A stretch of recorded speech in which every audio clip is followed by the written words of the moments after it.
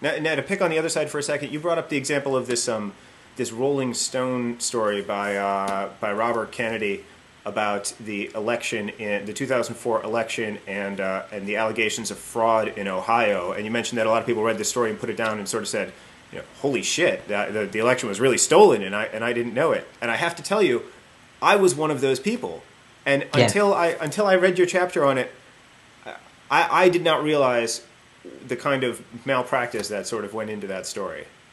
I mean, Yeah, I mean, it was, there are many academics have studied that election, people who study elections and who know about elections, and they've produced lots of reports on it. And I know, and I've spoken to them, and they, were in contact with researchers at Rolling Stone about that article. Their facts, their views were sort of completely omitted from that article, and Robert Kennedy instead chose to look at this group of experts, experts in quotes, who really had no long experience in looking at elections, who had sort of come to this at the 2004 race, mostly out of their fears that had been stolen, and they came to it and they found facts that confirmed their beliefs, and they sort of shopped them around on the internet, and then Robert F. Kennedy got a hold of them, and that sort of took them big time.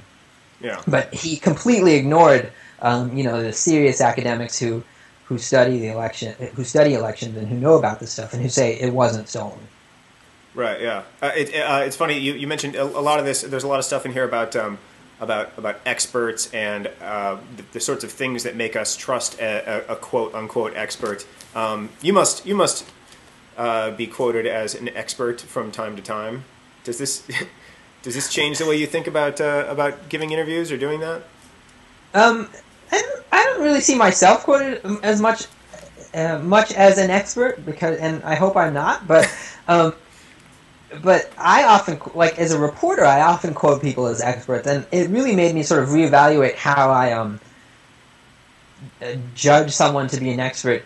It's sort of when you're doing something fast and quickly, and you're a reporter and you're doing something on deadline.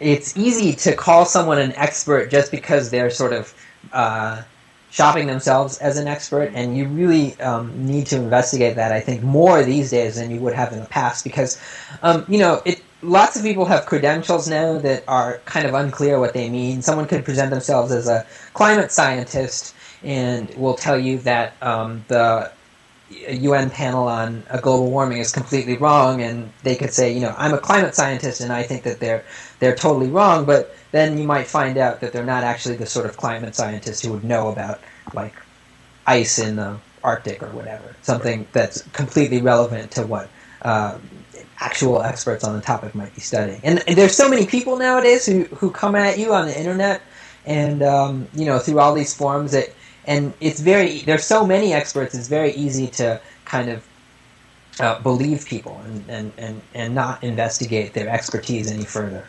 Right. Yeah. This is a totally vague question. I apologize for it in advance, but just based on your research for this book and on the thinking you did for this book, do you have any expert predictions about what we'll see in this 2008 election cycle from now on? Well, one of the things we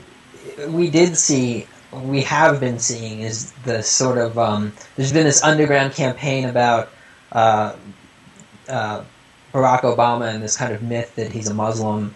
That's myth? Been passed. Yes, it's myth. It's not real.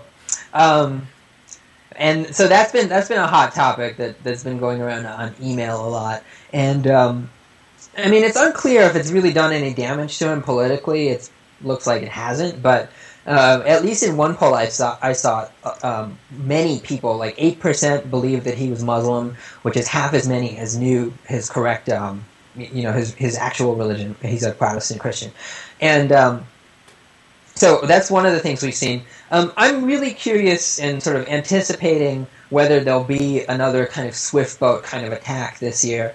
I think that the last election was sort of a perfect storm for that. Especially because the candidate who was running was John Kerry, and I don't know, he didn't really fight that really well really well, and probably this year someone who is on the receiving end of that might be better at it. But I'm sure it'll happen. I think that I'm sure some kind of talk radio, right wing blog or left wing blog kind of attack will come about against a candidate, and will it'll be interesting to see how someone responds to that.